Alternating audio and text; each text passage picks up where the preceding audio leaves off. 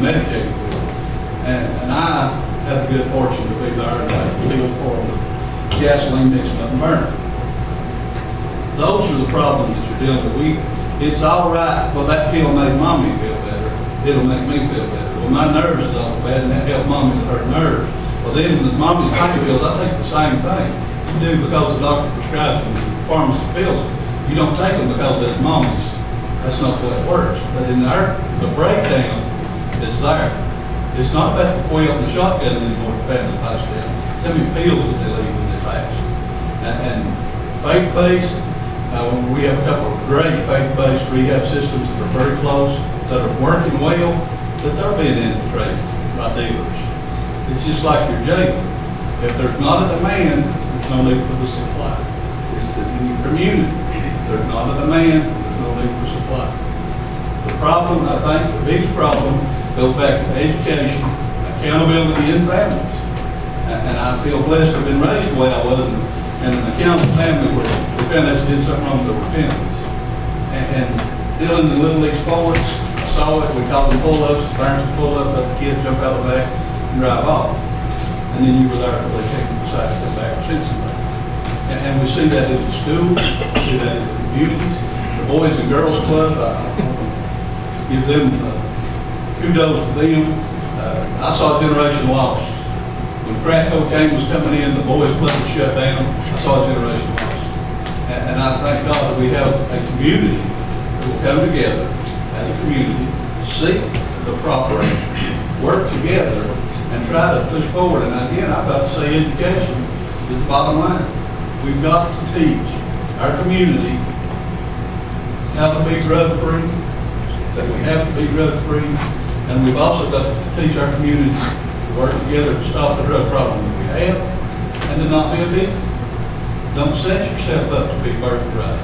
Don't leave your lawnmower sitting beside the road and expect it to be there. I don't. I live in the city and I'm a policeman.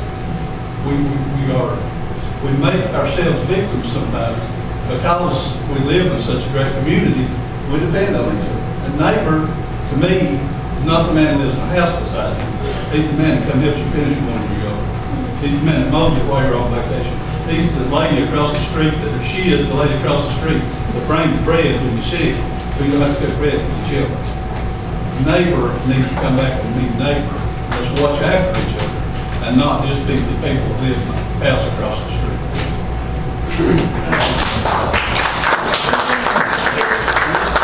John has something to say, but just 1 minute. Went on a call just real quick. A call come out that a young man had died of an overdose. And before we could get to the house where the dead young man was at, there was another call came from the same house, a 911 call. There was a domestic in the house where the family got into it, fighting over his medication and left. Mondo talked about accountability for our judges and for our officers and everybody. That is so true. In court yesterday, a lawyer filed for pretrial diversion for the sale of cocaine. And my assistant DA answered it and denied it. It's called discretion. The District Attorney General for the grant that if we can justify it under the law. Can you imagine that a person can sell and deliver cocaine in your community or drugs and then get that diverted? It's called erasure. After a period of time, most times 2 years, it can be expunged, erased from your record like it never happened. That's what we're dealing with. So we've got a lot of laws, and this is, there are some laws, and I want to ask our legislators here in just a second. Let me point this out to you right here. This is a newspaper that I shared with some friends of mine, and May the 17th, a doctor, Hancock, it says a federal prosecutor is seeking a draconian federal prison term for John T. Hancock, whose unrestrained prescribing habits resulted in at least 3 deaths and more than $1 million in 10 care charges. For his prolific prescribing medications. Okay? I get a bad connotation. I don't really know what draconian is. I got an idea, but it's got a bad connotation to it. Like the government's trying to do something terrible to this person because he's killed 3 people and no telling how many other and stole so much money off the federal government. The government, your people that you have elected and that you support and have been appointed, are doing their jobs. Perhaps we don't get enough of this. We don't get enough of it sinking in. By the way, he didn't actually get 30 years. It was in Sunday's newspapers that he got 23 years due to sentencing guidelines in federal court.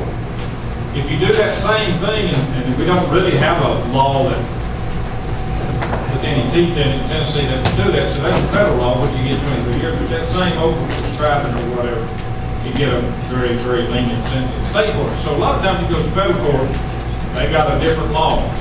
But they just recently changed the law to where now crack cocaine is only 18 times instead of 100 times. It used to be sentenced 100 times more. You have to work the federal system to understand that, and I don't do a whole lot of things, so I can't tell you. Except, you used to get a lot of time for that. Now they're reducing that quite considerably. They still get more time in the federal system than the state system. And again, it's what I told you a while ago. We changed our laws in 1989, and that's what we got. Okay? We can work to change it. Okay, what's one way we can work to change it?